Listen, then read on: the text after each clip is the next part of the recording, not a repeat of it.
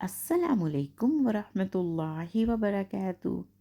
سوال: کھانے سے پہلے بسم اللہ پڑھنے کی کیا حکمت ہے؟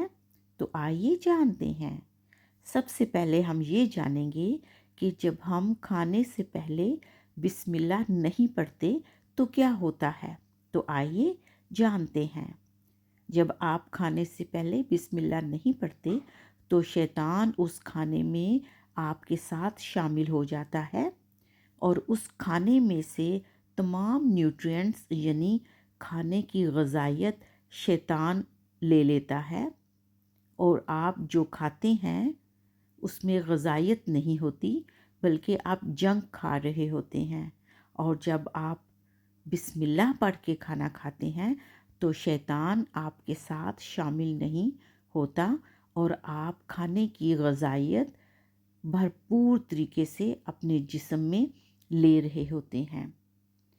پھر یہ آپ کا جزو بدن بنتا ہے اور آپ میں توانائی آتی ہے، تو آپ تمام کاموں کے لیے ریڈی ہوتے ہیں۔ امید کرتی ہوں آپ کو حکمت سمجھ میں آ گئی ہوگی۔